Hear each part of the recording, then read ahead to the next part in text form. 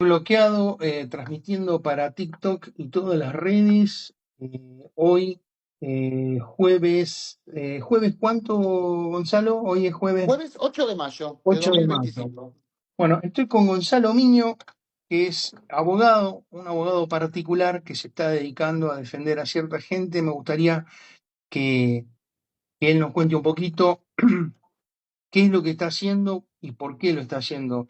Tengo entendido, Gonzalo, que has sido atacado varias veces por Página 12. Un montón. Sí, Bueno, recién estaba leyendo un artículo y bueno, a mí me gustaría saber, como a muchos, ¿no? Después vamos a entrar en otros temas, pero me gustaría saber, siendo abogado y pudiendo vivir tranquilo como abogado, se te da, digamos, te llama a defender a ciertos detenidos que no son, digamos, detenidos comunes. ¿Puedes contarnos un poquito cómo llegás a esto? ¿Quiénes son los detenidos que vos estás defendiendo y por qué? mira, yo empecé en la defensa de militares y policías allá por el año 2004. La primera defensa que tuve fue la del general Ramón Genaro Díaz Besone. Fue la primera defensa que yo tuve. Me contactan desde Buenos Aires. En ese momento quien ejercía la defensa de él era el doctor Rafael Sarmiento, un grande que gracias a Dios lamentablemente ya no está entre nosotros, un grande realmente. Y bueno, me pide si le puedo dar una mano, se habían recién arrancaban con los juicios de los militares, y realmente por una cuestión de lucha contra la injusticia, contra la mentira, contra la infamia, me pareció que valía la pena tomar esa causa, pues la verdad me parecía que la reapertura de los juicios desde un punto de vista legal era totalmente arbitrario y no tenía ninguna base fáctica ni tenía ninguna base legal, era un invento que había hecho el kirchnerismo, ¿no es cierto?, allá en el año 2005. Así que bueno, arranqué con la defensa de Díaz Besone, poco a poco, fui haciéndome cargo como codefensor ya de las causas hasta que en el 2012 me tocó, ¿no es cierto?, defenderlo en el único juicio oral que tuvo, falleció después, teniendo, digamos, el honor de que murió sobreseído, porque el fallo condenatorio jamás quedó firme, murió en el medio y yo pude conseguir el sobreseimiento de él, así que murió sobreseído. A partir de ahí y con eso empecé a tomar una causa, otra causa, otra causa, otra causa, y hoy, 2025, casi 11 años después, me encuentro con más de 50 defendidos entre militares, policías y civiles. Vos, ¿Por qué lo hago, Guillermo? Porque te decía hace un rato, es la lucha contra la infamia, la lucha contra la mentira, la lucha contra, es un invento de estas causas, ¿no es cierto? La lucha contra la violación de la ley, la lucha contra el prevaricato de los jueces. Y siempre digo que cuando uno toma estas causas, más allá de la cuestión personal, también lo hace por una cuestión de que no podemos permitir que este tipo de atropellos a la ley, a la Constitución nacional, se terminen extendiendo a otros ciudadanos, porque tarde o temprano toda esta barbaridad, todo este mamarracho jurídico se va a terminar extendiendo a la gente común. disculpame, Entonces, por Gonza, uno que también hace esto. te voy a ir interrumpiendo, pero no porque quiera interrumpirte, sino porque yo en este momento me voy a posicionar como a cualquiera que transeúnte que camina por la calle y no sabe nada. Y nosotros que estamos metidos en este tema y que batallamos todos los días, vos específicamente en el tema legal, por ahí tirás cosas que estaría bueno que gente que no sabe y gente que quiere estirar la mentira de los 30.000, de la lesa humanidad, del genocidio, se le pueda mostrar ciertas cosas, digamos, desde el punto de vista del derecho. Y vos dijiste algo muy importante, que, digamos, la mayoría de los juicios son una farsa, es decir, son antijurídicos porque no se atienen al derecho. ¿Me podrías contar un poquito así, como para Doña Rosa, el porqué de esto que vos decís? A ver, el tema de lo que sucedió en la década del 70, famoso proceso militar, fue una herida en nuestro país que ya había sido zanjada, ya los diferentes gobiernos constitucionales habían zanjado este tema. De hecho, cuando Menem, allá por el año 90 y pico, dicta los indultos, y más allá de que un sector minúsculo de grupos de izquierda salieron a putear, si querés llamarlo así, la sociedad argentina había aceptado el hecho. Y la sociedad sabía en ese momento que Argentina había sufrido una guerra. Es decir, organizaciones terroristas, Montoneros, ERP y otras más, habían intentado copar el gobierno para instalar una dictadura al mejor estilo Cuba, y que un gobierno democrático totalmente sobrepasado en ese momento tuvo que recurrir a las Fuerzas Armadas porque la policía había sido sobrepasada absolutamente. A su vez, un gobierno totalmente inestable, débil, y donde todo el arco político, y cuando digo todo el arco político, peronismo, radicalismo, demócratas cristianos, demócratas, no, los comunistas mismos, habían solicitado el golpe de Estado. Ellos mismos habían solicitado el golpe de Estado y casi que el golpe de Estado se los lleva por delante al ejército, ¿no es cierto? Y tuvo que dar el golpe de Estado porque era la presión que venía desde la sociedad y los partidos políticos que pedían que se terminara con el gobierno en ese momento democrático muy débil. Esta herida había sido zanjada. La sociedad no se acordaba ya de eso.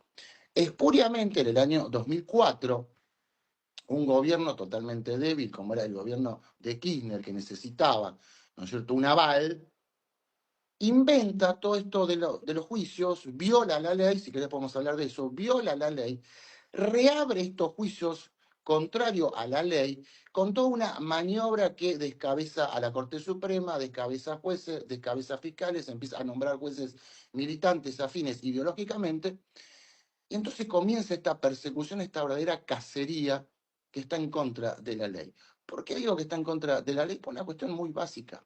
Primero, Argentina sufrió una guerra, lo que se llama la guerra no convencional.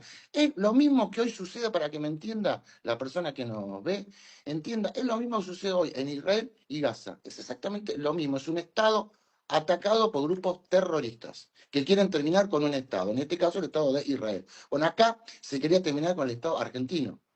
Y al vos tener una guerra, nos guste o no nos guste, fue así. De hecho, Montoneros y él han dicho públicamente que fue una guerra. Todos los hechos que se juzgan durante una guerra no pueden ser juzgados por el Código Penal. El Código Penal se aplica para situaciones de paz. Por ejemplo, si yo en una situación común hoy me detengo a una persona, me la llevo a mi casa, es privación legítima de la libertad. En una guerra es tomar prisioneros. O sea, no podemos juzgar hechos de una guerra con legislación del tiempo de paz. Esto se tiene que jugado con tribunales militares. Si hubo algún tipo de exceso en una guerra, lo juzgan tribunales militares. No lo juzga el Código Penal. Acá, espuriamente, se les aplica a las Fuerzas Armadas y a los civiles el Código Penal. Primer error. Segundo error, estos hechos están prescriptos. Porque el famoso Estatuto de Roma, que donde se agarran, de la Convención de Roma, donde se agarran para reabrir estas causas, fue sancionado mucho tiempo después. Tal cual. Y no se puede aplicar penalmente, no se puede aplicar penalmente una ley en materia penal retroactivamente, siempre desde el momento de su sanción para adelante. Nunca tiene efecto para atrás, salvo que la ley penal sea más favorable. En ese caso sí se aplica. En este caso hicieron todo un invento del Schutzkochen, de los tribunales de Nuremberg y la mar en coche, ¿no es cierto?, para determinar que se aplicaba la Convención de Roma. La Convención de Roma no se aplica, estaba prescrito. De hecho, cuando se reabren estas causas, en el fallo Simón, Fight, el gran Fight, ¿no es cierto?, lo dice claramente, no lo podemos aplicar, es retroactivo.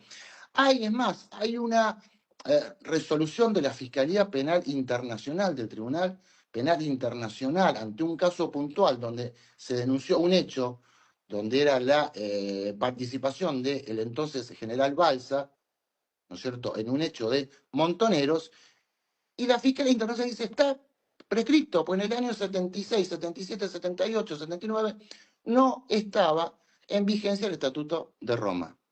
Entonces ahí se abre y a partir de ahí se comienza a tropezar la Constitución Nacional, se atropella el Código Penal, se empiezan a generar una serie de interpretaciones caprichosas, antojadizas por un Poder Judicial militante, por una Fiscalía que es un aguantadero de miembros de la Cámpora y del kirchnerismo, donde se transformó hoy en un dislate y donde hoy se imputa a una sola persona por el solo hecho de haber estado en ese momento cumpliendo de funciones.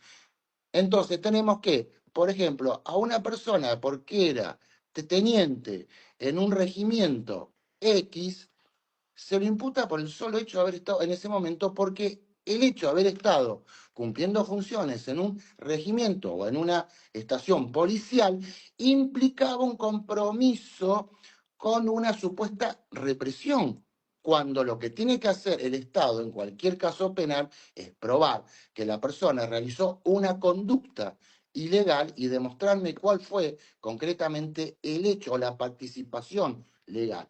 Ese tipo de responsabilidad, que hoy lo dicen abiertamente, antes no, pero hoy ya lo dicen abiertamente, que es la responsabilidad funcional, por el solo hecho de la función, no está receptado en nuestro Código Penal. Nuestro Código Penal acepta la participación directa, no la responsabilidad funcional. La Correcto. responsabilidad funcional, Guillermo, para que me entiendas, está receptada, ¿sabes en dónde? En el Código Penal cubano. Eso es un invento de los cubanos. Parar un segundito en algo que a mí, bueno, y a muchos, yo ya lo he explicado, pero nadie mejor que vos para explicarlo, que estás ahí en el medio de la arena lidiando. Yo digo, la balanza desequilibrada, a unos la cárcel, la perpetua, y a otros no solamente indemnizaciones, sino cargos políticos. Unido a todo esto, digamos, para que vos puedas construir la respuesta, ¿de dónde provienen o quiénes son algunos de los jueces que, digamos, estuvieron en los juicios de, entre comillas, lesa humanidad?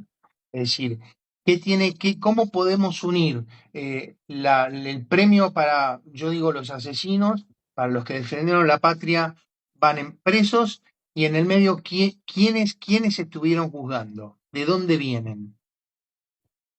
Lo que pasa es que acá lo que se ha hecho en nuestro país, lamentablemente, y esto empañado por muchos medios de comunicación, lo que se ha hecho es tergiversar la historia. Acá se intentó durante 20 años reescribir la historia.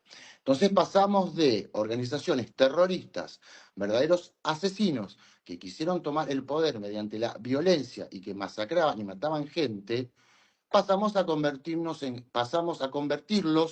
en jóvenes idealistas que querían un mundo mejor. Entonces ya partimos de un error. No eran jóvenes idealistas que querían un mundo mejor, eran verdaderos militantes, verdaderos combatientes que quisieron tomar el poder por las armas. Y eso desató lo que hoy se llama una guerra no convencional. Bien.